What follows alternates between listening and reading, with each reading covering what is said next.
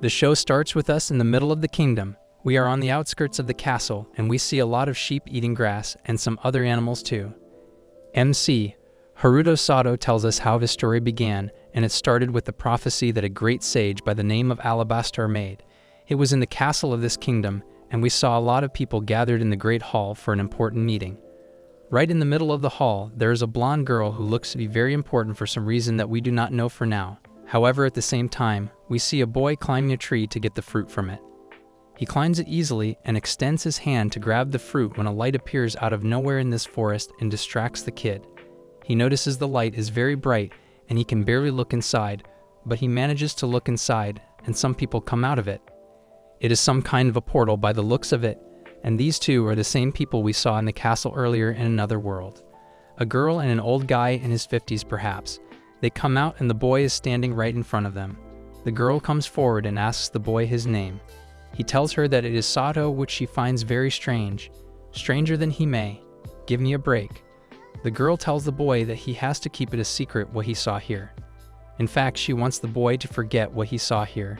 And saying this, she tells him that if he keeps it a secret and forgets what he saw here, she will promise to be his friend forever. Sato finds all of this very strange, and he cannot understand if this is meant to be or if this is just a coincidence. But what he knows is that when he looks at the girl, he just knows that this girl is important, and he has to take care of this girl. And not just for a while, but for a long, long time. Saying this, the girl extends her hand and they shake hands, making a promise among them, a deal I should say. Fast forward 10 years, we are in the present and we see our MC sleeping peacefully when Hime comes up and wakes him up. She made breakfast for him and looked very happy for some reason. MC gets up and wonders why she is so happy today. Going out of the room, he sees that Hime made him an entire feast as breakfast and everything looks very delicious. Now she is a wife material and very rare, to be honest nowadays. Anyway, MC goes to the table and is ready to eat the breakfast Hime made for her. He wonders why she is so happy and what made her get up so early today. She is happy because school is out today and she got up early excited about the day in front of her. MC gets to eating and as he eats, he notices Hime's humongous melons hanging and distracting him. He cannot take this and tries to distract himself from this, telling her that she has changed a lot since they started high school, and he finds that very interesting. She has, but she tried a lot of personalities before sticking to her real one. She tried keeping a low profile in the school, but that just got her more attention, being the blonde she is and whatnot. She tells him that she has to stay very strong as she is the princess. Hearing this confuses MC a lot as he has been hearing this princess thing for a long time. Hime shuts up really quickly and moves closer to MC to do something. MC is stuck in place seeing what she is about to do, but she tells him that there was just a rice grain on his face and she was getting that. Getting it, she puts it in her mouth and this explodes MC's feelings. He cannot control himself anymore and Hime's grandpa is outside when he hears this large explosion, getting distracted from his work. They both go outside and they come down to meet Hime's grandpa. Well, he looks like a main character of some old school fighting game. He asks the children if they are okay or not, and we see MC's face is all red. But they are fine and they leave. On the way, Hime asks MC about his father and when he is going to come back.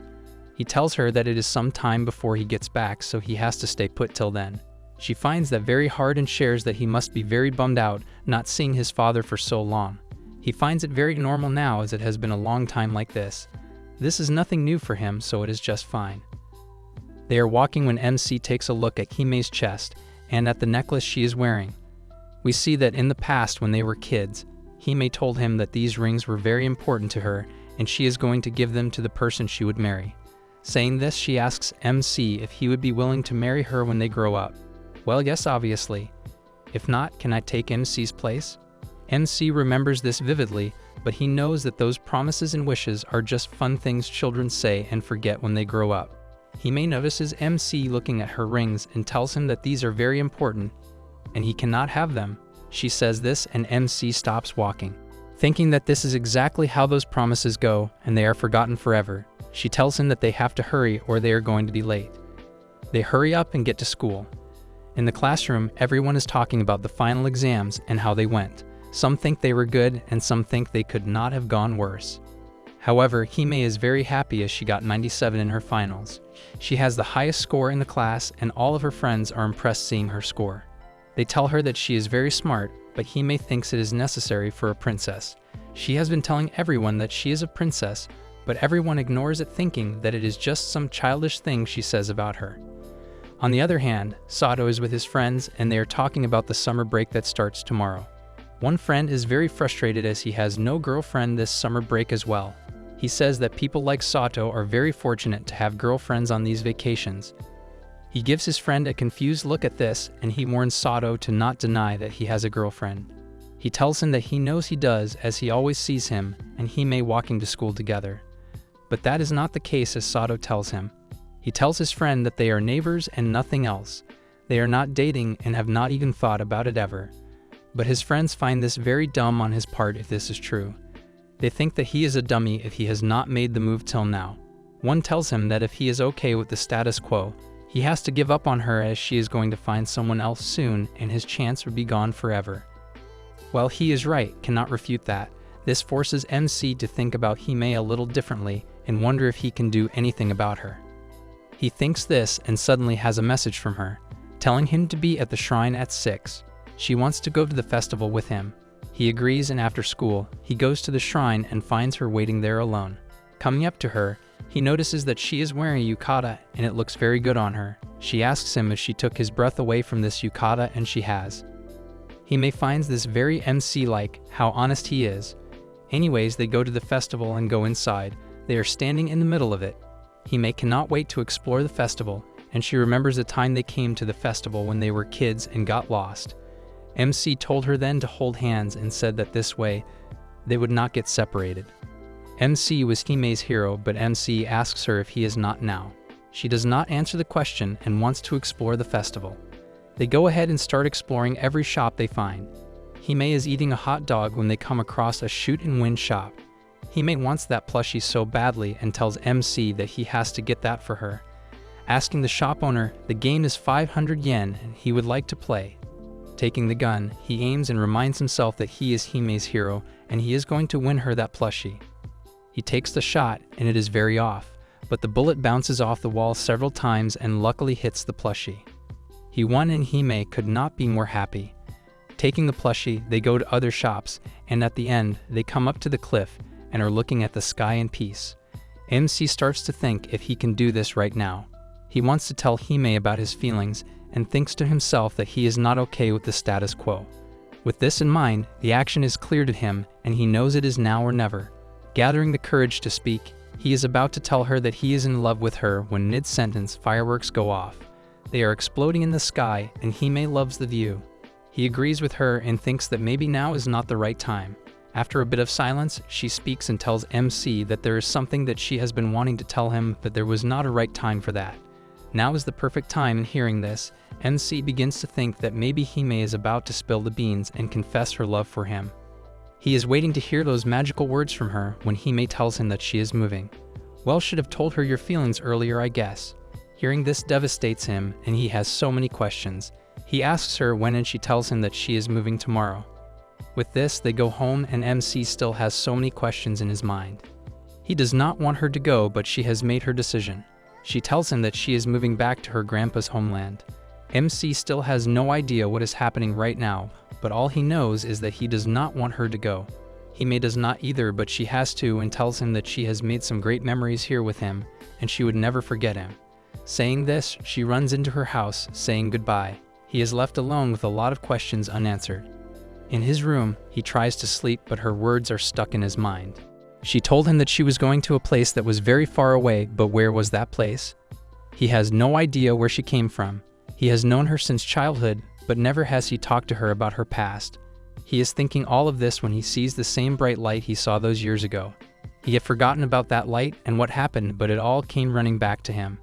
He runs to the cliff and sees that Hime is standing in front of this bright portal alone, ready to leave. He yells and tells Hime to not go. She is shocked seeing him here, but she knew this was a possibility. She is surprised that he does remember what happened 10 years ago. So he knows about her and that she is in fact a princess, but not from this world. She is going back to the world she came from because she is getting married.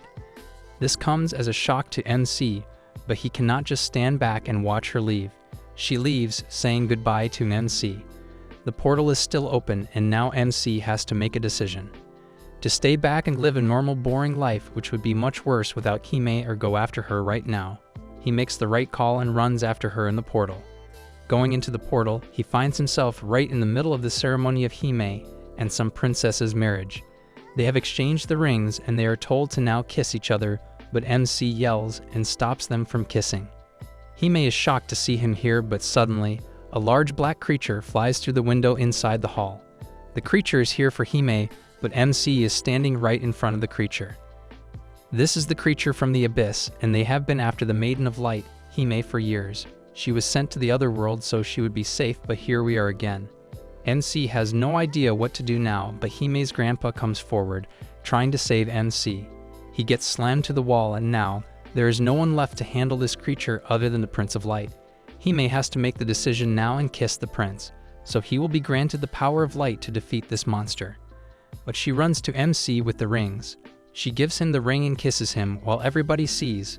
This kiss grants MC the power of these light rings, and the whole castle can feel the power of light traveling through the air into MC. The prince that she was supposed to kiss is left surprised, but he knows what is at stake here. Keeping this in mind, he takes his sword and throws it toward MC. With the sword in hand, the prince tells him to use this to fight the creature and destroy it. Well, I know this is cool and all, but does he know how to use it? He is confused as to what to do with the sword now. He has zero combat skill, but he knows he just has to swing it at the creature. He jumps toward it and swings it, slicing the creature into vapors. Passing out from all of this, he wakes up a little later in the royal couple's room with Hime with him on the bed. She asks him if he is okay or not. He wants to know what just happened and where he is. She explains that he is in the royal couple's room right now as they both got married. Hearing this shocks MC. He cannot believe that Hime also had feelings for him, but she tells him that the guy she was supposed to marry was someone she did not know, and even he was not that happy marrying her. So when the decision was made, she saw a familiar face and went for it. This shatters MC's happiness into pieces. My guy has been disappointed I don't know how many times till now, and it just does not stop. She apologizes for making him the hero who is going to save their kingdom of light. But MC has no clue what she is talking about. Outside, the maids are chatting, talking about the guy who killed that abyss creature with the sword in a single strike. They find him very impressive. In a room, all the people are gathered, and they are talking about what happened today. They think the prince was supposed to marry the Maiden of Rings of Light, Hime, but that guy got involved by a coincidence. They feel like the marriage should take place again, but Hime's grandpa does not think so. The prince tells everyone that the Maiden of Rings of Light was supposed to pick out the warrior for the safety of the kingdom and the empire, and what she has chosen is not something they can question. This starts everyone, and they argue whether what happened today is justified or not. But Hime's grandpa silences everyone, telling them that he brought them here so they can witness the prince chosen by the princess themselves, not argue and question her decision. This audience is just to show them the person Hime chose and not to argue that. Saying this, Hime's grandpa tells MC and Hime to come forward and greet their nation from the balcony. Thousands of people are gathered waiting to see the person chosen to be the protector of this kingdom. They come forward and Hime's grandpa introduces MC to the people, calling him Ring King. He is the Ring King of this kingdom, who is the defeater of the abyss and bringer of light. All nervous, MC has no idea what to say or do, but Hime's grandpa tells him that he is the person people have been waiting to see for a long time. He is their only hope and he should not let them down. He gets the motivation needed and tells everyone that he is Sato, the Ring King, and he will never let them down. After some time, MC is bathing in an open bath, thinking that he is letting things get to his head, and that is not good. Hime shows up, naked, to join him in the bath. She did not want to, but they are considered newlyweds, so they have to. Mick freaks out, saying that she should not be here, but she cannot go back now. She gets in the water and tells MC that it is not good for him that he is in this world. He should not have come after her because she knew what she was getting him into. But MC does not mind, as it is summer break back in his world, and he would stay here for as long as Hime needs him to be. But she wants MC to know that he was not supposed to be the Ring King that people of this world were waiting for. He was dragged into this even though he had nothing to do with this. But MC reminds Hime that he has always been looking out for her, and he knows nothing about this world, but he knows it means to her. The creature he saved her from before, Only he was the one who could have done that, and if it is true, he is staying here just for her. Hearing this melts Hime's heart, and it also reminds her of the kind of person MC is. One time when they were kids, children were making fun of her, saying that she had bad hair and all that until MC came forward to protect her from these bullies. She knows that MC is the only guy who cares about her that deeply, and he has been her hero forever. She is thinking this when she notices MC trying to catch a glimpse of her chest. She reminds him that royal weddings are just for the show, and he does not need to take it seriously. But MC is not trying to put on a show. He likes her and tells her that he liked it, and that he was the one she chose, even if it was an impulse. She did choose him as an impulse, but this tells Hime how much MC likes her. She asks him if he really likes her that much, and he does, but she confirms that he is talking as a friend. Of course not as a friend. MC shares that he looks at her as a very dear friend that he would always care for. Suddenly the castle starts shaking, and we see some creatures from the abyss surrounding the castle completely. They go out to see what is wrong, and the guards tell them the situation. They want their Ring King to take care of these creatures for them, but they have no clue that MC has zero fighting skills. Hime tells them about this, but they still want him to handle the situation as only he can. With the ring on his finger, MC knows he can do this and tells Hime not to worry about this as he got it. Taking the axe from one of the guards, Hime's grandpa tells him that his rings bestow him with purification light that surrounds anything he touches with power to defeat the abyss. With axe in hand, Hime goes and kisses MC, telling him to completely wipe out those abyss creatures with his power. The beasts of the abyss can be seen lurking in the sky, and one of them is about to attack one of the maids, and she's screaming for her life. As the monster approaches her with its mouth watering, Sato cuts that monster into 2 pieces with his axe. The girl couldn't be happier to be saved by her Ring King. Sato tells her to run away from there and looks at his tool, which is shining right now too. It was the 3rd beast that he killed, and compared to the first time, he has not passed out just yet. The old man tells him that it was because of the kiss he and Princess Crystal shared earlier. He explains to him that the stronger the bond between the husband and wife, the greater will be the power of that ring, and it is also a princess's duty to be a source of strength and power for her king who's going to be fighting a battle. Sato then thinks of the kiss Hime gave him and realizes why she did that. Hime's grandfather walks up to him and tells him that he will pass out any minute after using that much strength just now, but tells him to not worry because he'll be there with him all the while. Sato's brain can't stop producing questions, and he asks the old man if he is really strong because he heard some people calling him Sage Asparagus. That offends the old man, and honestly, I'd get mad too if some dude called me asparagus. Hime's grandpa corrects him and says that he's Alabaster, and suddenly the whole ground starts to shake. Sato looks up to see a weird person wearing a black gown in the sky. He looks different from the one Sato had seen before. It doesn't sound like a man, but a woman, and her eyes fall on a light ring Sato is wearing in his left hand. The ring is still shining, which signals that it is the Ring of Light, and that woman in gown now knows that she'd be looking at the Ring King. That person in a gown starts floating down to set feet on the ground, and Sage Alabaster starts to recognize that figure. He finally figured out that it could be a knight of the Abyss King. Sato is not willing to give up either because his wife Hime gave him power, and he would make use of it to his full potential. He picks up his tool and starts running towards that knight to slice it into 2 pieces. Sage Alabaster tells him to stop, but Sato doesn't listen and keeps running in the knight's direction. As he approaches the knight, a sudden rush of wind throws him back, and he lands against the wall, which was broken on impact. That blow caused a lot of damage to Sato's back, but he thinks that the Ring of Light was the reason the damage wasn't too great. Hime's grandpa tells Sato that they need to run from there right then. Sato doesn't get what's going on but follows him, and they run away. The knight blows some wind again and summons 2 more monsters of the abyss. They start chasing Sage Alabaster and Sato, who are running down the halls on such a dark night. Sage Alabaster can't comprehend why they would send such a strong entity to the kingdom, but that just explains how much they fear the Ring King. Sato asks him about what he witnessed outside and why he couldn't get close to that thing. The sage tells him that it was one of the knights sent by the King of the Abyss, and it has the power so strong to wield very strong magic, and Sato gets even more shocked at the mention of magic.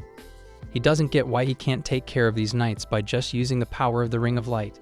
The old man says that he will explain everything to Sato later. For now, they just need to buy some time to escape those beasts. Sage Alabaster jumps on the ground, and as a result of it, a huge rock is thrown up the roof, which takes a monster in between. That monster keeps trying to push the rock down, but it doesn't work for it. Sato is also really surprised to witness such great power and asks the man what it was. The sage tells him that he used his will aligning with the laws of that world to manipulate the elements of creation. The sage could use magic too and points at a certain spot saying they need to get there. Sato looks in front of him and alerts Grandpa too, and there we see the knight walking in their direction. Sage Alabaster gets a bit scared and shocked to see it there and says the opponents are surrounding them from everywhere now.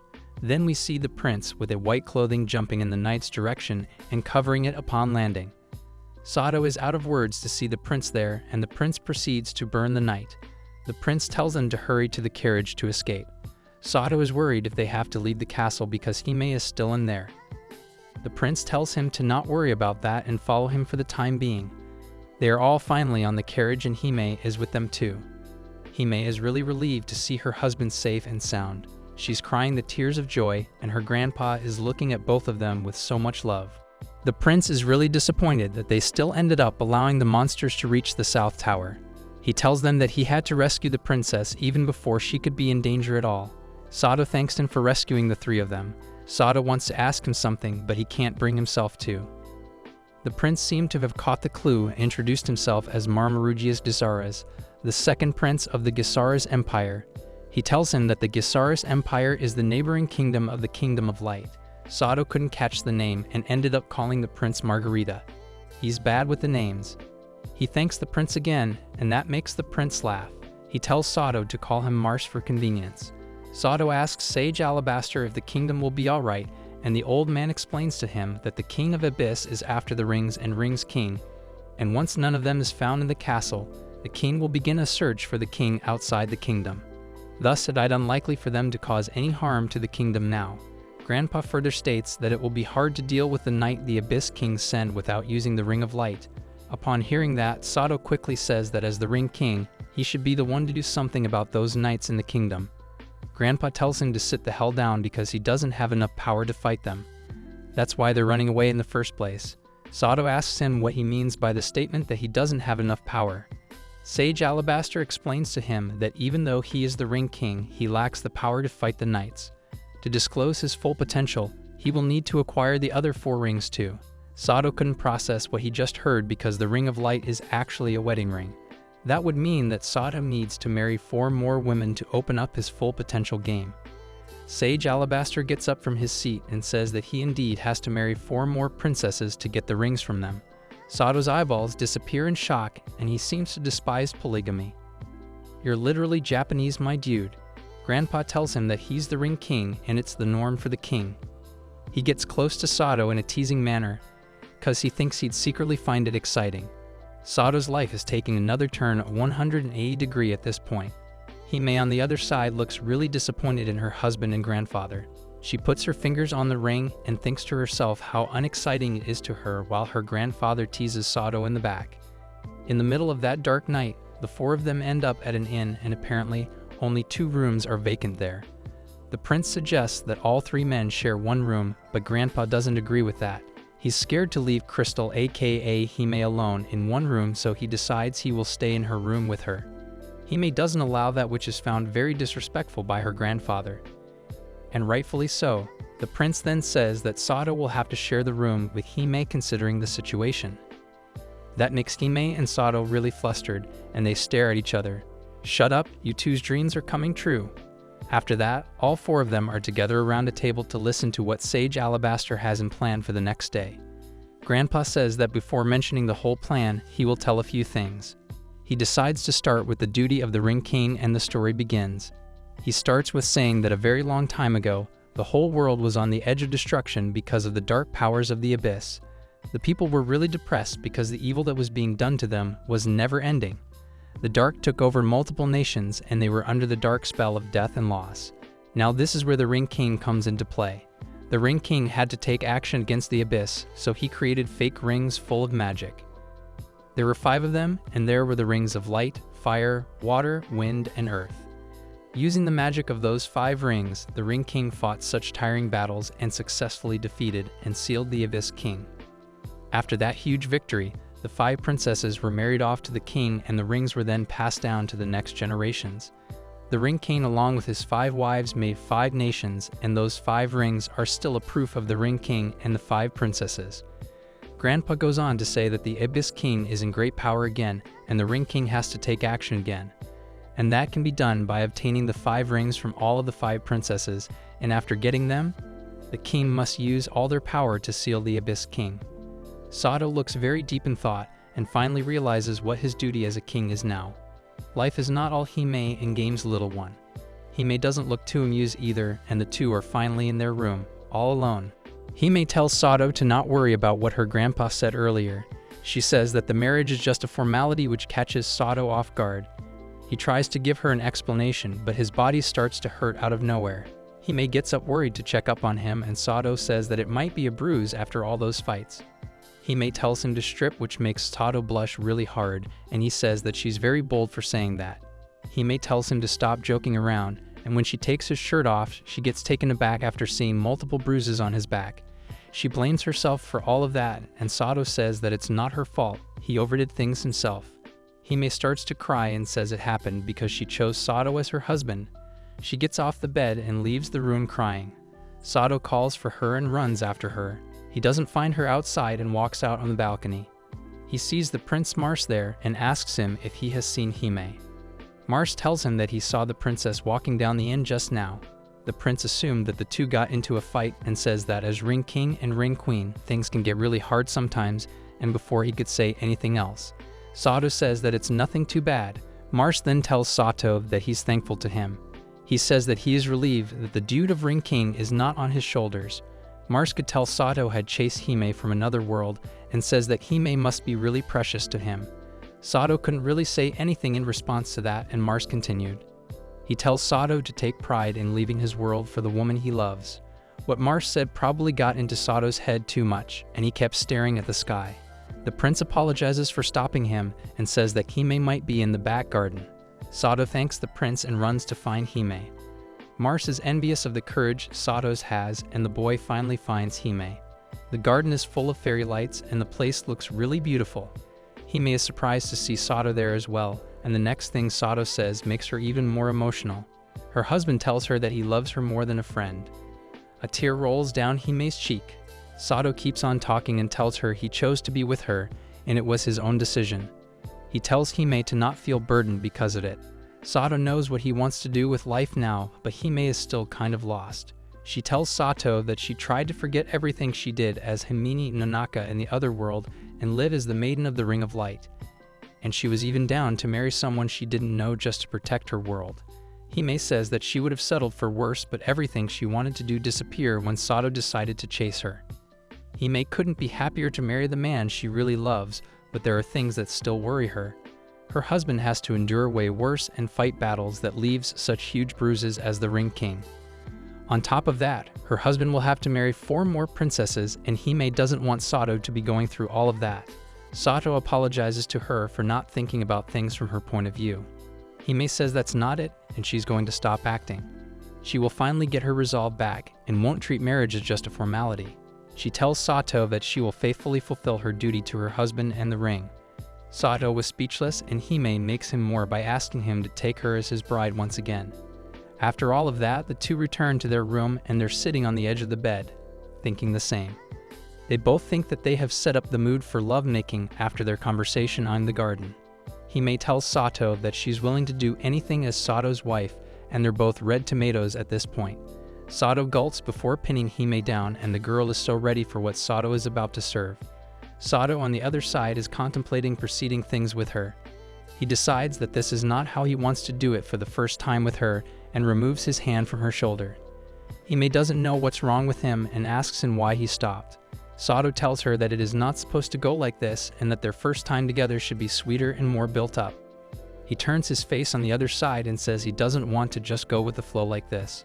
He further screams that the 10 years he spent chasing Hime in love will go to waste, and Hime finds that statement creepy. Sato clears his throat and says that they have been childhood friends before getting married, and doing things this way is not okay for them. He says that they should enjoy everything thoroughly as newlyweds, and Hime agrees smilingly.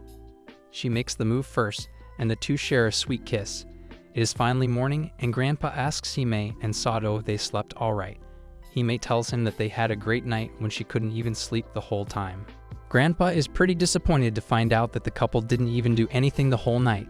He says that they even built up the atmosphere for it and gave up midway. That puts them both in complete shock, cause how does he know? Sato asks him if he was watching them all the while, and Grandpa says he didn't mean what he said. He then reminds them of the bonds. They are supposed to build good chemistry with each other so the Ring King can have power. Sato and Hime smile at each other and hold hands while Grandpa tells them to deepen their relationship. The prince appears too and says he's glad to see the two solve their problem. He then gives the two of them long gowns to wear and says that the clothes from the other world are completely different and eye-catching. Grandpa then tells them that it's time to get moving. He says that they need to go to the hidden village of elves. Wins Ronka first. Sato confirms if he's talking about the creatures with long ears, and Grandpa yassifies. Grandpa tells him that the Ring of Wind was passed down to the royal family of the elves. He then gets a little too excited to mention how beautiful elves are. He's more pumped up about an elf wife than Sato himself. Hime tells her grandpa to stop playing around now, and she screams at Sato to acknowledge that she's his only real wife. Sato nervously tells her to not worry about anything, and Grandpa and the prince look at them lovingly. Then we see a scary wind somewhere and a woman under the covers. She finds the idea of an outsider man really disgusting. Then we are enlightened on the place where elves reside. The place is surrounded in a deep valley, and this is where the genius and beautiful elves reside. The place was once a sacred school for everyone to get knowledge about the world. But unfortunately, 50 years ago, a strange wall of storms surrounded Ronka out of nowhere. Grandpa and the other three are in romps right now, and the storm is messing up Hime's skirt too. She's trying to cover her undergarments while Sato looks away. Grandpa tells him about the tempest wall that stops the entry of other races in Ronka, and says that the elf nation has drastically changed too. Hime asks him if he's been there before, and he tells her that he came there a very long time ago when there wasn't any wall. Then suddenly, a giant bear appears from the forest with the aim to attack them. The four of them get scared for their life, and Sato asks if this thing was one of the Abyss King's monsters too. The bear growls, and Grandpa calmly tells the boy that this beast is just from the forest, nothing abnormal. That calms Sato's nerves down, and he walks up to the bear like he was best friends with it. He assumed that the bear wouldn't be too dangerous, but when it growls to his face and almost rips his skin off, they realize they're in sweet, sweet danger. All four of them start running away from the bear while it chases them. Grandpa scolds Sato for being dumb enough to walk up to the animal with his guards down and tells him that wild animals are really scary to deal with, without any protection. Sato apologizes, and they've run so much that they're now standing between the storm and the bear. Sato then hears a voice from near, and the next thing we see is the bear flying in the air. The group is now inside a basement made of trees, and the elves ask them who they are. They wonder what humans are doing in their village, and Sato can't believe he's seeing elves right now. Grandpa thanks the elves for saving their lives, and before he can introduce himself to the elves, Sato gets in lead and happily tells them he's the Ring King. He tells the two that they are there to meet the elf princess. The elves stare at each other, and Hime whispers in Sato's ear to tell him that the Ring nations aren't really on friendly terms. The elves seem to know about the Ring King and say that they will take them to the palace. But before leaving, the other elf tells the group that their plan might end up as a failure. All 6 of them have to walk through the roots of the giant trees to reach their destination. Sato says that it must be inconvenient for them to walk through there, but the elves kindly tell him that small beings pass easily through the roots. And for the giant monsters, the storm takes care of them, so everything is pretty easy. Once they get out of the tree, they see this beautiful place surrounded by tree roots and greenery. Sato himself is in awe after seeing the Ring of Wind's nation, Ronka.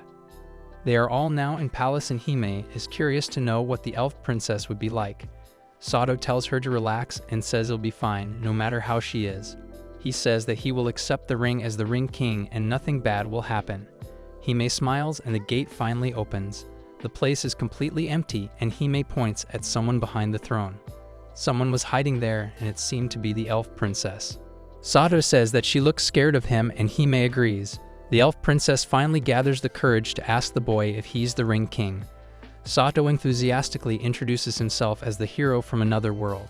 Hearing that he's from another world scares the princess, and Hime is disappointed in his stupidity too. The princess then asks him if he and the princess standing beside him are married. She tries to ask the two if they've done that, and Hime got the wrong idea. She gets really flustered and says they haven't done anything. The princess makes her words clear hesitatingly and asks if the two have made out. Sato says that they have, and Hime thinks in her head that they shouldn't be losing their crap over these questions. Hime says to the elf princess that Sato is already wearing the Ring of Light and they need the Ring of Winds now so they can seal the Abyss King. And before she could finish her sentence, the elf princess screams about how disgusting it was to touch each other's lips. She then runs behind the curtain and Hime and Sato can't believe what they just saw. Sato screams in disbelief. Haruto and Hime stand in front of a throne, and the situation is obviously so big that both of their faces are visible when it comes to expressions, and they are bad at hiding it. Both of them are nervous and do not know very well how to handle it. Haruto tries to talk to the princess, but she disappears before he can even talk to her. Hime tells him that she's gone, as if he could not see that for himself. Both of them stare at each other and get confused because of the situation because it escalated in a way they were least expecting. Someone comes from behind and laughs. He says that she's a hopeless shut-in princess, and it's a good grief after all. A leftist just snuck into the castle without being caught. He tells them that it's the real face of the princess of the nation. He comes near them and tells them that it would be difficult for them to get the ring from the princess. Haruto is confused and asks him about his identity. He is surprised when the man speaks foul about the princess without hesitation. The man introduces himself as Jade Ronka. Sounds like a guy who probably spent a magical night with your wife in Italy and then never forgot about it. He tells them that he is the eldest son of the previous Wind King Ronka. He is also the oldest brother of the Princess of the Wind who ran away. The princess's name is Nephritis Ronka. He asks Haruto if he's really the new famous Ring King. Jade raises his hands and calls the guards. The guards take Haruto. Panicking, he tells them to let go of him. Jade tells Hime and others that he's going to take her into custody for a short time. He tells them that they're going to be treated as state guests. Hime gets worried about Sato. The guards put Sato behind bars. Jade goes to see him too. Sato asks him if he did something wrong. He is nervous and thinks that he's going to be punished. Jade's eyes are closed, and he is smiling in an elegant way. He tells Sato that his sister Nephritis is really delicate. Sato smiles and tells him that she is also timid and immature in a way. Well, that is what most weeds taste in their dating life. Jade gets furious and starts shouting at him. He kicks the bars with his foot hard and tells Sato not to judge his sister by his standards. Jade calls him a mere human and is also sensitive about his sister. He controls his anger and tells Sato that Nephritis is an angel. He is devoted to his sister and tells Sato that she is pure and kind. Jade tells him that even when his sister is timid, she still loves her brother. He tells him that his sister loves him and she is also a good girl. Sato is speechless when he sees his behavior. Jade tells him that his sister rarely leads her palace, let alone the nation, for certain reasons. That is the reason she is not used to it, and she gets unaccustomed to outsiders. He is concerned about his sister because she is just 54 years old, and he thinks that it is very early for her to get married. Sato panics when he hears that Nephritis is 54 years old. Jade tells him that he wants to fondly watch over his sister as her older brother and see her grow slowly. Further, Jade tells him that he wants him to stay behind the bars patiently for a short time of 80 years so that his sister would get ready to marry. He says that it would be enough time for Nephritis to mature. Sato got afraid and told him that even if he was fine with it, a human would die of old age for waiting so long. Jade went out of the dungeon, and his guard asked him if he was fine with that. Jade told his guard that he didn't care about the so-called Abyss King. He was confident because he thought that his nation would be fine as long as they had their Tempest Wall. He believed they would be safe only if they protected the Ring of Wind, which was responsible for their power. In his point of view, the Ring of Wind was important, and the Abyss King was useless because he didn't have his own powers. Sato was in jail for 3 days. He was nervous because he thought that Jade was seriously planning to imprison him behind bars for 8 years. A woman suddenly appeared inside the dungeon. Sato is shocked because she goes inside without opening the door. The woman called him Ring King. Haruto shouted loudly. The woman covered his mouth with her hand. She asked Sato what he hoped to gain after gathering all 5 rings. She asked him if he wanted to achieve world peace, obtain absolute power, or win the hearts of beautiful princesses. She removed her hand from his face and Sato got irritated. He told her that he didn't know what she wanted from him, but he was sure that he just wanted Hime's happiness. Sato expressed his desire to live a happy married life with her. The sound of the woman laughing filled the room as she saw his strange desire to use the ring's immense power only to gain the favor of one woman. She teased him about being a strange person with a strange agenda, amused by his intentions. Reaching out, she gently touches the wall that seemed to be unbreakable, showing that she really did like him. The wall reacts to her touch, an unexpected realization that came as her fingertips touched its icy surface. There is a slight movement, and to Sato's surprise, a doorway that had escaped his notice opened, revealing a way past the prison's walls. The woman invited Sato to follow her into the strange corridor as she gestured towards the now open secret passage. Her smile was mysterious, Sato's expression filled with both curiosity and surprise as he ventured into the unknown. He asked the woman about her unexpected help, eager to learn more. She replied that she had a great deal of responsibility for the nation's future, and that only he, the acknowledged Ring King, had the capacity to neutralize a growing danger posed by the powerful Abyss King. The woman's story continued, showing her disbelief that Prince Jade, knowing full well that danger was near, would lock up the one person who could stop the Abyss King's schemes. With a mix of annoyance and resolve, she explained that the storm wall, which at first was thought to be a shield, actually served as an accidental prison, trapping the elves inside its celestial walls. And so Sato's journey began, led by a woman with a mysterious past and a common concern for what would become of their land. A story connected with political intrigue, magical skill, and the mysterious interaction between the Ring King and the Abyss King began with the discovery of the hidden passage.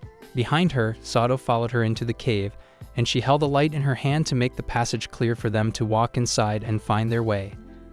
The cave opened up to the Wind Temple, leaving Sato amazed as to what the woman did which he was least expecting. Probably expected some kitchen skills from her, but she was a total surprise to him. The woman explained that it was the location of the wind ring as well. In the center of the temple, two statues were holding onto the ring.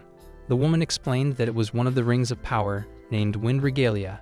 She further elaborated that this particular ring was meant to be inherited by Princess Nephritis. Sato questioned why the ring was in the temple rather than with the princess.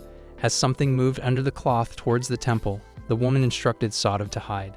He was perplexed, mentioning that his furball was moving on its own. The woman clarified that he misunderstood, indicating that something else was beneath the cloth. As it reached the statue, Princess Nephritis emerged from the cloth, casting a captivating and beautiful gaze. The statues beside her represented her parents. She began conversing with them, noting the arrival of the Ring King from the outside world. Princess Nephritis, with a blush on her face, revealed her concern that the Ring King might attempt to steal both the ring and her.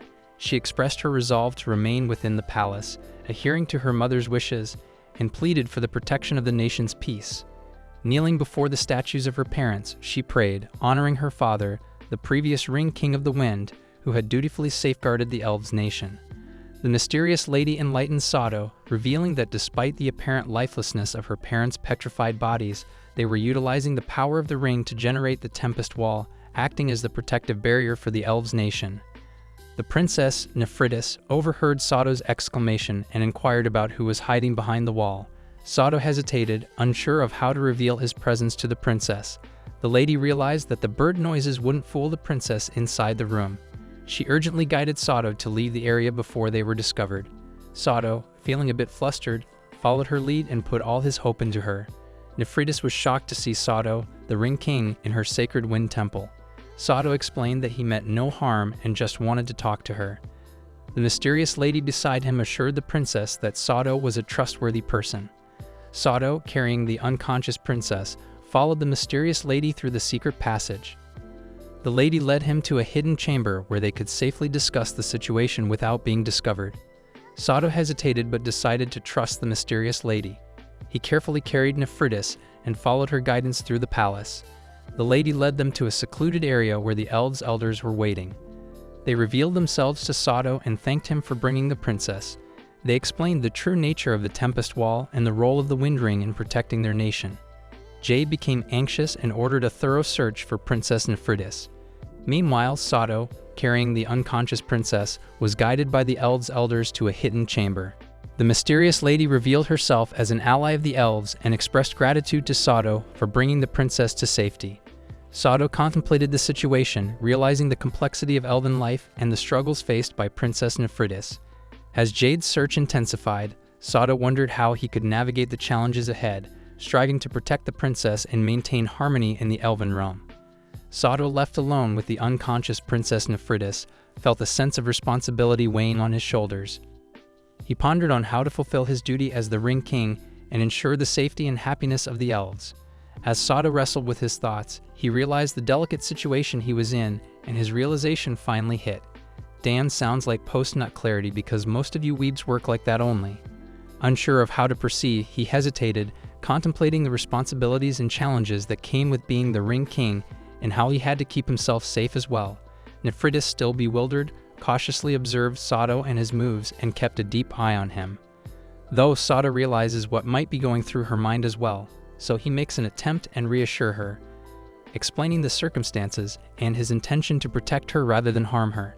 The princess, though still uncertain, began to feel a sense of security in Sado's presence. Sado, taken aback by the unexpected turn of events, quickly handed her a handkerchief. He reassured her that he wasn't there to harm her, but rather to help. Nephritis, now somewhat embarrassed, apologized for her reaction and thanked him for his kindness. Jade, seething with anger, vowed to capture the Ring King and bring him to justice for his perceived betrayal. The tension between the Wind Nation and the Ring King escalated as the quest for the rings became more complex and unpredictable. Elder, the wise and knowledgeable figure among the elves, informed Jade about the situation with the Ring King and Princess Nephritis. She emphasized that the two had left peacefully and that there was no harm done. Despite Elder's reassurance, Jade's anger continued to burn. Elder tried to calm Jade down, explaining that Nephritis had chosen to leave with the Ring King willingly. She assured him that Nephritis' feelings for her brother remained strong, and it was an act of love.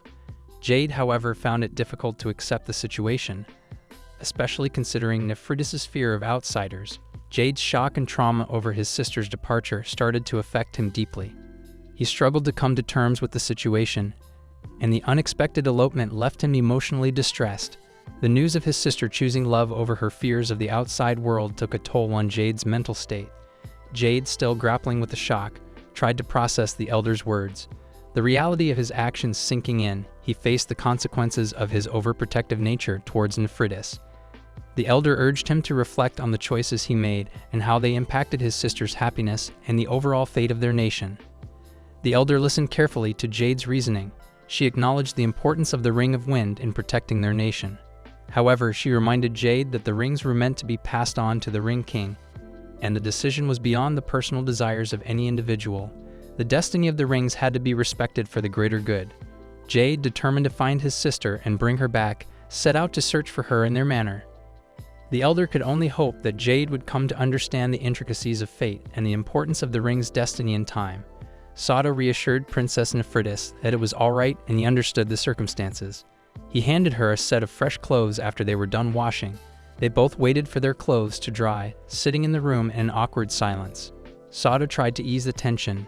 "Don't worry, Princess. Everyone has their moments. We're just humans after all." He handed her the dry clothes and she hesitantly took them, still blushing. The awkwardness lingered as they both changed into the fresh attire. Sado chuckled. "Well, appearances can be deceiving. I'm not as scary as I might seem. Let's just focus on getting that ring and everything will be okay." He tried to reassure her as they continued their journey together. Sado nodded understandingly. "I can imagine how overwhelming this must be for you. But trust me, I don't have any bad intentions. We're in this together to protect our nations." He offered a kind smile, trying to ease her nervousness. He continued, "We all have our own worlds and experiences, and it's the differences that make us unique. I want to learn about your world and share mine with you. Together, we can make things better for both our nations." Sado smiled and began telling the princess about his world, describing the human world with its diverse cultures, technologies, and daily life. He shared stories about his experiences and the customs of his people, hoping to bridge the gap between their two worlds. Sado chuckled and assured the princess that his world wasn't filled with orcs, goblins, or dragons roaming the streets. He tried to paint a more accurate and positive picture of the human world, emphasizing the similarities in daily life despite the differences in their environments. Sado smiled and told the princess that there might not be elves like her in his world, but there were various cultures, races, and beings living together. He explained that diversity was a significant aspect of his world, just like hers, and they coexisted peacefully. Princess Nephritis blushed and covered herself, then admitted that she was indeed interested in his world. She told Sato that she felt like she was trapped in the palace, and his stories about the outside world intrigued her. Sato smiled and suggested that maybe she could visit his world someday.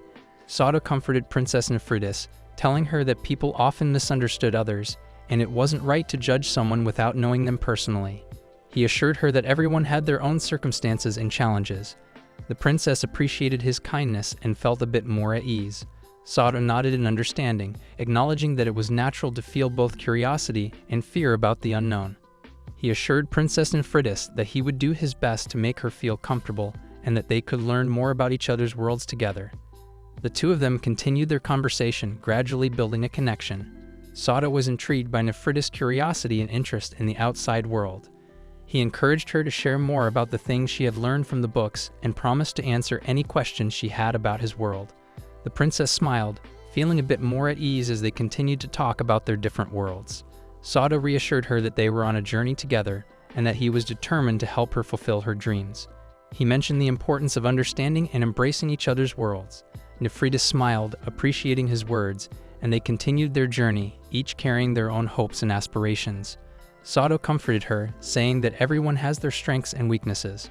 He told her that her curiosity and imagination were strengths, and together, they could create a world where both of their strengths could shine. Nephritis felt a sense of encouragement and appreciated Sato's understanding. Nephritis was touched by his sincerity and smiled. She realized that despite their differences, they shared a common desire for love and connection. Sato and Nephritis continued their conversation, getting to know each other better, and as they spoke, a bond between them started to grow. Nephritis held his hand tightly, expressing her emotions without words. Sato could feel the warmth of her touch, and it created a connection between them. They stood there, hand in hand, realizing that their journey together had just begun. Sato, blushing, turned his gaze away, respecting Nephritis' modesty. He agreed to take her to his world, and they both felt the excitement and uncertainty of what lay ahead in their journey. The bond between the Ring King and the Princess of the Wind was strengthening, promising new adventures and discoveries. Sato, still blushing, complimented the princess on her front and reassured her that he would gladly take her into his world. The awkward yet sincere moment between them added a touch of lightheartedness to their budding connection. The princess is clueless that she is standing naked in front of him. She gets too excited and forgets that she isn't wearing any clothes. When she realizes that the Ring King sees her melons and entire body, her face turns red and she panics. She picks her robe in haste and apologizes to him because she got absorbed in the conversation and forgot about her body. The princess covers her front, but her back is also naked. Her cleavage makes Sato excited. He can't control himself and asks her if she is interested in his world so much, why she never tries to go outside before. Jade comes to them before Nephritis can tell Sato anything. Jade shouts from outside and calls her. Nephritis, still in her thoughtful state, listened to Sato's explanation. Sato shared the story of his journey, emphasizing that he ended up in the Eld's world while following his love for Hime. He stressed the importance of collecting all the rings as part of his duty as the Ring King. Sato confirmed that Hime was indeed Princess Crystal. Nephritis expressed surprise and told Sato that she had read about Princess Crystal in the books Elder brought to her. She was intrigued by the story of the Abyss King and his interaction with Princess Crystal. Nephritis seemed determined to make her brother, Prince Jade, understand her feelings. Sato wondered about the future and how things would unfold between the Elves and the Ring King. Jade's anger was visible, and he demanded an explanation from Nephritis. The situation was getting tense, and Sato tried to maintain a calm demeanor, awaiting the unfolding events. Jade argued that their parents' protection was enough, and there was no need for Nephritis to involve herself with the Ring King. Nephritis, however, stood her ground, expressing her desire to explore the outside world and make her own choices. The tension between the siblings grew, leaving Sato caught in the middle of a family dispute. Sato wears his clothes, but Nephritis is still listening to her brother's words. Sato tells her that he becomes the Ring King just because he comes into the Elves' world after chasing Hime. He explains to her that's why it is his duty to collect all the rings. He tells the princess that he doesn't have any intention to force anyone into marrying him. When Nephritis hears about the name Hime, she asks him if it is the Princess Crystal. Sato tells her that she is right and also says that it is up to her what she chooses to do with him. Nephritis smiles and tells him that she understands it. She says that she might make her brother understand it. Both of them come out of the manor of the Elder. Jade gets irritated when he sees both of them together. He tells Sato angrily to get away from his sister. Nephritis is standing close to him, and when Hime sees it, she is shocked. Princess Nephritis defends Sato and tells her brother he is wrong about the Ring King, and he isn't the kind of man Jade thinks he is. Jade tells her that it is foolishness and tells her sister that she was deceived. He tells Nephritis that the ring is in their parents' hands, and the nation is also protected by its power. He tries to convince her that everything is fine and Sato has been lying to her all along. Nephritis shouts at her brother and tells him that she has to inherit the ring one day. She tells him that he can't protect her forever. Jade gets furious and starts burning from the inside. He tells her sister that he isn't asking for her opinion. He asks her if she intends to betray her parents' wishes. He convinces her sister by making her feel the guilt of betraying her parents. Nephritis loses all of her confidence. Jade asks her to come with him, and she goes to his side. Sato tries to stop her but fails. Jade smiles and thinks he won. He blames Sato for kidnapping his sister, who is the national treasure of their nation. He asks him if he is prepared for the consequences because he wants to punish him. The elder intervenes and tells Jade to stop. She takes all the blame and tells him that it all happened because of her. Jade gets irritated and tells her he doesn't have any idea what she is thinking. But there are also boundaries even for herself. Elder tells him that he can't blame others because the way he treated Ring King is unforgivable. She tells him that she will take all the responsibility of the Ring King and will take care of him. She asks Jade if he has any objection. Jade tells Sato that he shouldn't show himself before his sister Nephritis ever again. Sato gets irritated but can't do anything against Jade. Later, Hime tells Sato that she is worried about him and asks him if he is fine. He tells her that he is fine, but 3 days in the cell were rough for him. Hime tells him that he is very lucky because he got rescued by a beautiful woman. Hime asks him if he managed to get on good terms with the princess. Sato smiles and asks her if she is jealous. Hime panics, and her face turns red. She gets rude and asks him if it is bad. Sato gets afraid that she might be angry with him and tells her that it isn't bad at all. Elder comes to them and apologizes to Hime for the late introduction. She calls Hime the Maiden of the Light and introduces herself as the oldest elf in Ronka Peridot. Peridot bends her knee in front of the princess. Hime panics and tells her that she is the princess of Nokanateka. She tells him her full name is Crystal Novity Nokananatika. Sato asks Elder if Hime's parents had anything to do with her wound. Elder tells Ring King and Maiden of the Light that she wants both of them to know about the story of how Ronka got enveloped in a wall of wind and why Nephritis is like that. Both Hime and Sato are nervous. Elder starts the story and tells them that Nephritis and Jade's mother weren't meant to inherit the ring in the first place. Their mother had an older sister, and to keep the ring from leaving the village and protect it through the generations, it became customary for the elves' princess to marry within the village. But the eldest princess fell in love with someone from outside the village, a traveler. She tells them that the elders feared that the traveler might take the ring out of the village and suspected that the traveler intended to steal the ring in the first place. The rumors about the princess start spreading across the village along with many other rumors when someone whispers it, and slowly those rumors start to grow into suspicion, and the suspicion grows into conviction. The stronger the opposition is in the village, the more convicted both the princess and the traveler get. But one day the traveler stops appearing in front of the princess suddenly, and he might have possibly gotten afraid by those who want to protect the ring. Hime thinks that it couldn't be possible, and Sato is surprised that the villagers would go that much far for the power of the ring. Elder tells them that the ring has been the legitimate sign of power for the elves since the age of myth. Sage and Mars come forward and tell them that some of them justified it in the name of the existence of the village. Mars thinks that they could be blinding to the nation without any ring.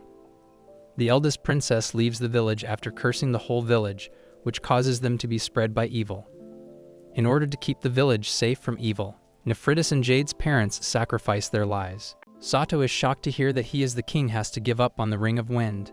Alabaster tells him that while they are shaking in the village, the army of the Abyss King would be headed to start the war. He tells the guy that they need to leave that place and get moving. Sato feels like it will be a bad idea to not secure the ring before leaving, but Alabaster reassures him, saying they will be coming back for the ring later for sure, and that they are not technically giving up on it. Their main goal is to collect however many rings they can anyway. Alabaster also tells Sato that he is not strong enough to take down Abyss King's knight, and the boy agrees with him. Hime can tell that Sato is worried about the princess, so he asks him about it to confirm. He indeed was worried about her and sounds insecure because he thinks that he is shaking the peaceful part of her life. Hime gets really upset to hear that and looks down. The group is now leaving the elf village, and Prince Jade from earlier watches them leave.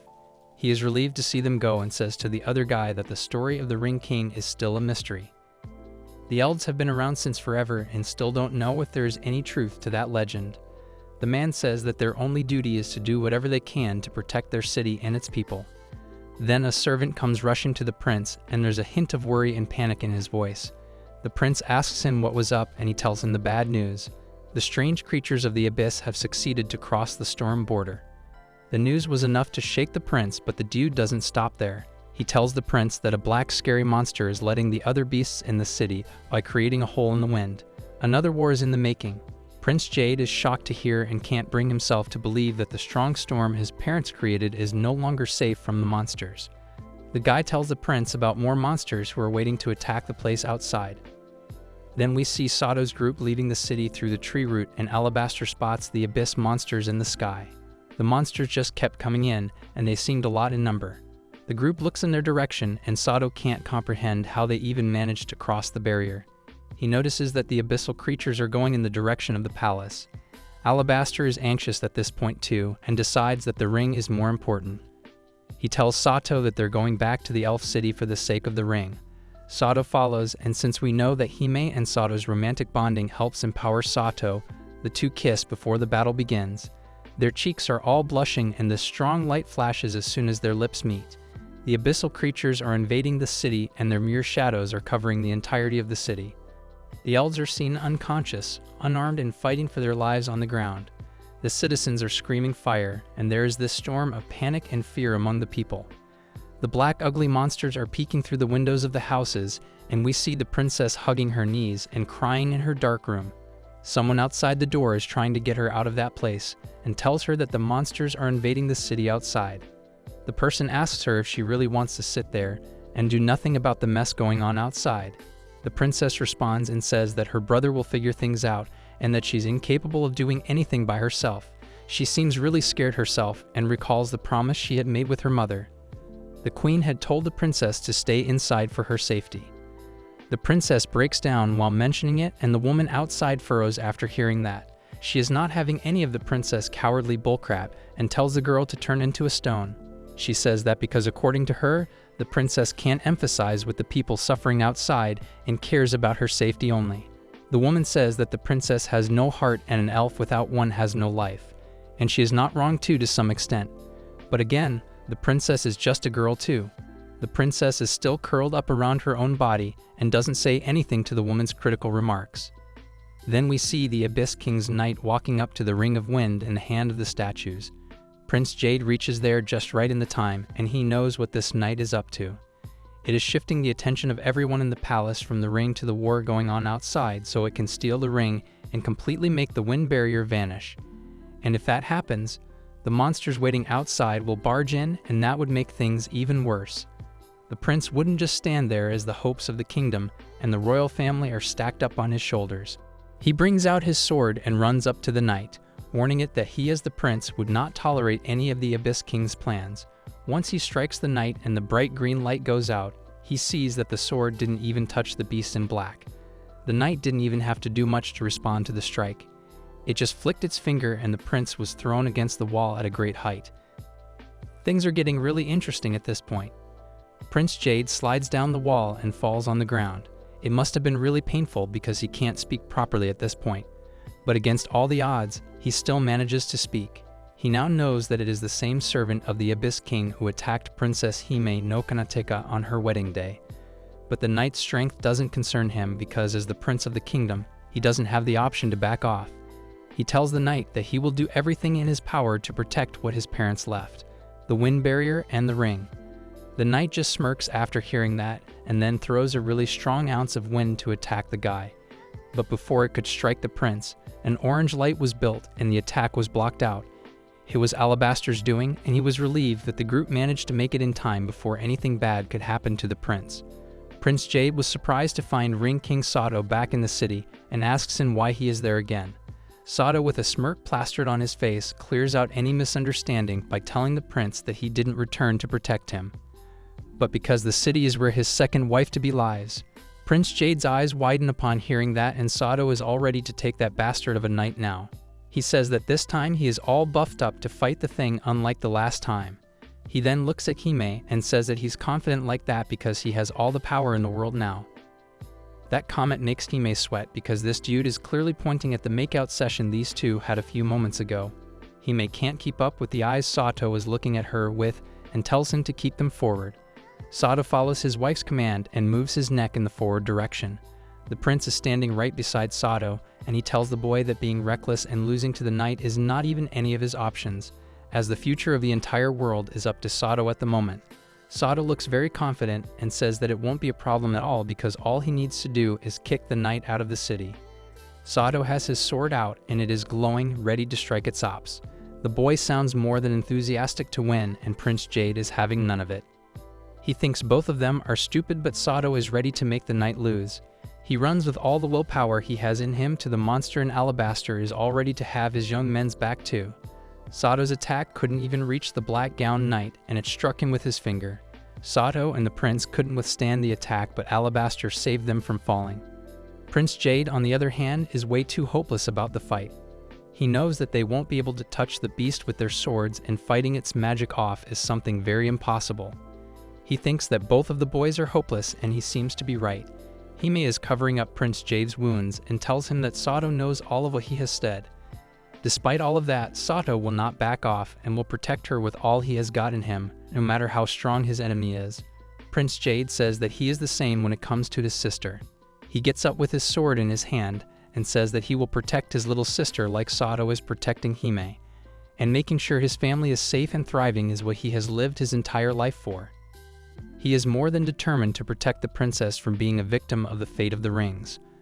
On the other hand, Sato is getting all toasted up by the knight.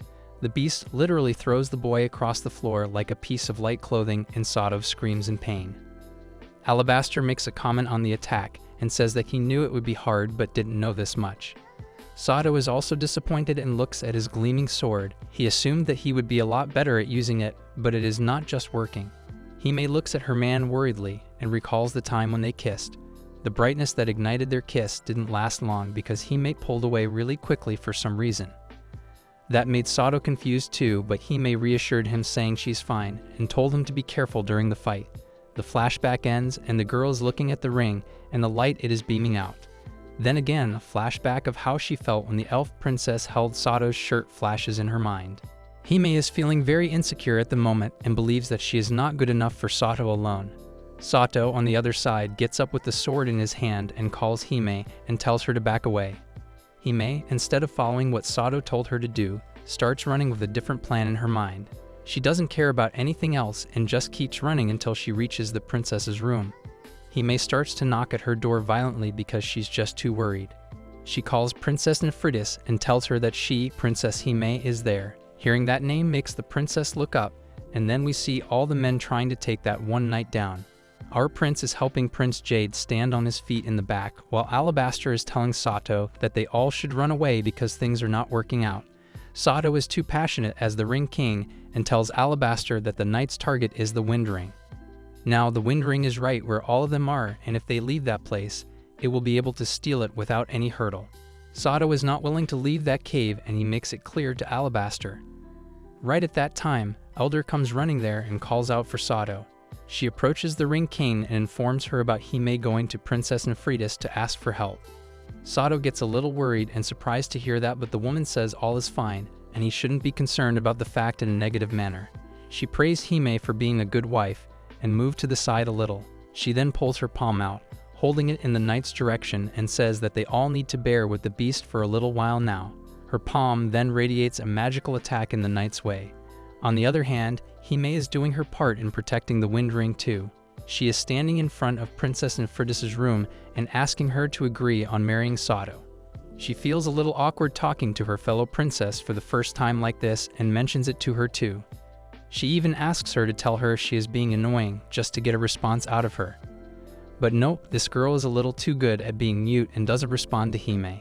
She is sitting in the same position as before even now, but Hime wants to hear her say at least something. The only thing that would change Princess Nephritis' mind would be Hime telling her about her part of the story. Hime opens up about how she lost her parents to the oath of protecting the light ring. Hearing that widens Princess Nephritis' eyes in shock, and Hime on the other side keeps up. Hime mentions how she understands the weightful duty of protecting the ring and the people who inherit it. She was like Nephritis too, all powerless and scared. Just like Nephritis, Hime wanted to be protected too in the middle of all the hell that broke loose on her family. This was something Nephritis could relate to very much at that moment, and that made her finally speak her mind. She sadly mentions how her parents gave up on their lives just so that the wind barrier could exist. They did what they did just so Nephritis wouldn't have to sacrifice her life to the wind ring. Cut off from the chaos of the outside world and in the protection of the wind barrier, that is all her parents wanted for her, but sadly, things didn't go that way. Nephritis doesn't want to go against her parents' will and says that she is not like home. Hime agrees with that too and breaks down saying Nephritis being different is what can protect everyone from the Abyss King's curse. She tells the girl that everyone outside her room is occupied with the war, and that includes Prince Jade, her brother, Sato, and everyone else. Their lives are on the line because they are nothing compared to the power Abyss King's knight holds. Nephritis is really stubborn, and hearing Hime's cries doesn't make her heart feel for the people fighting to protect her. She says that that is what they are supposed to do as the ones bearing the authority. That makes Hime scream in disagreement, and she tells Nephritis how Sato is going out of his way to protect her home. When Hime mentions Sato fighting for her, Nephritis feels a little guilty and finally lifts her head. Hime tells her about her husband, someone she loves, and says that Sato might be a little odd, but he is a sweetheart and will withstand the pain till the last minute, so that Nephritis' home stays standing in the city. Hime is at her breaking point, and the tears start leaking out of her eyes at this point. She unwillingly admits to being weak and tells Nephritis to cooperate as she can't do anything alone anymore. At this point, Hime really is just begging Nephritis to understand the situation and marry Sato. The fact that she is not usually like this says a lot about how much she cares about her man and wants to protect his life even if it means giving him off to another woman. Hime slides down the door sobbing in hopelessness, and that is when Nephritis finally decides to open it. She asks Hime if she really can marry Sato shyly, and everyone else in the meantime is trying to drive the night off. Elder is not succeeding either, and then a metallic block falls on the ground, grabbing everyone's attention.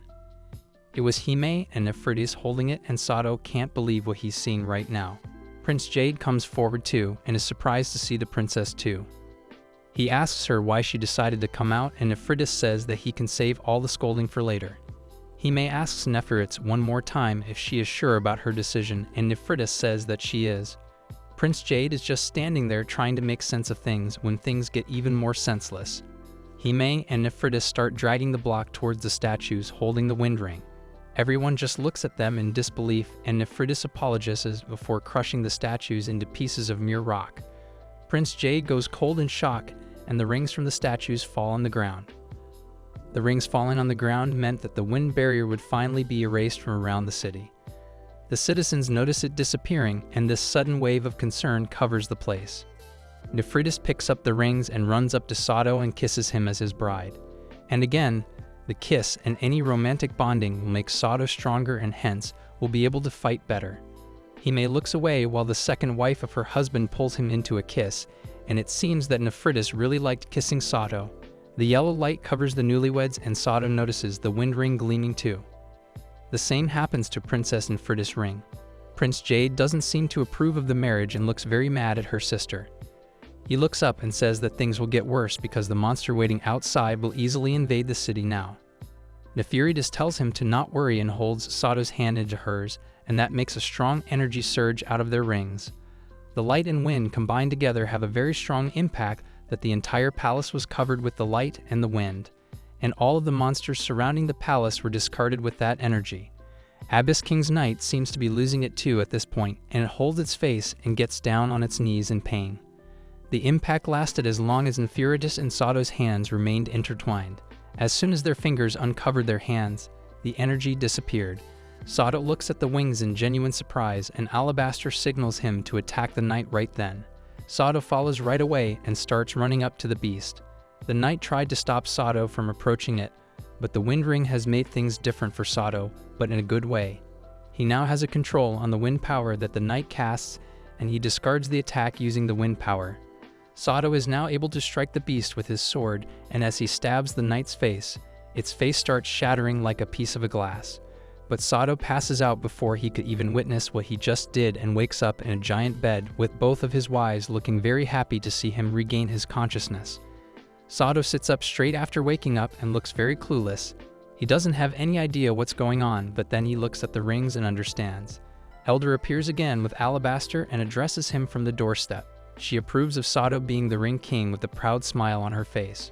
She compliments how Sato was able to use the ring's power in the right way, and then another elf woman walks in the room. She holds her hand in front very formally and states her gratitude. She thanks Sato for successfully saving the nation of Romka from the monsters and knights of the Abyss King. The woman then asks for permission to show how grateful the entire nation of elves is to him on Nephritis' behalf. Sato doesn't understand a thing and asks who this woman is, and to his question, Alabaster responds. He tells Sato that the woman standing in front of him is the sister of the late queen of the nation of Ronka. Her name is Princess Smaragdi, and Hime seems to know about her. She asks her Alabaster if it is the same woman who left her country when she lost her lover to the Wind Ring in the past. Sato wonders how did she even end up there, and Elder asks Sato if he has forgotten everything already. She says that Princess Smaragdi was the one behind the mask of the Abyss King's knight.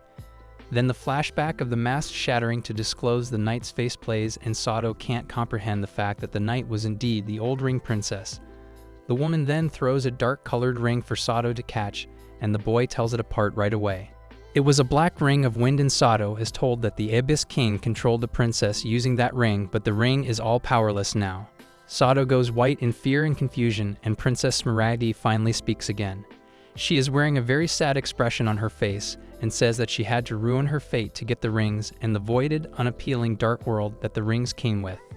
The memories Princess Smaragdi carries in her head about her past are playing as she mentions how the Abyss King used the darkness of her hollow heart for his own use. The princess was walking in this very dark and scary-looking place and encountered a black ring sitting in the middle of nowhere. The green light was beaming out of it, and a very deep voice was telling her to wear it in exchange for being saved from her sufferings. And just like that, Princess Smaragdi ended up being a toy of the Abyss King.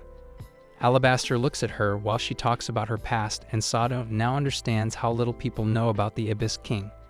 Elder then mentions to Sato how the Abyss King lost his physical body to a fight with the Ring King, and how his soul was kept sealed in Vanna. Alabaster continues the talk about the Abyss King, and says that it doesn't matter if his face is unknown to anyone. He is still using his puppets to attack kingdoms here and there, and mentions that the Abyss King is using his black rings to create more and more knights, threatening the nations. Sato listens to everything they all had to say and fixes his clothes to leave and get the rest of the rings to end all of this mess about the Abyss King. But the boy is too weak to even walk, and his body starts to ache. Hime holds Sato, and he tells her that his head is spinning.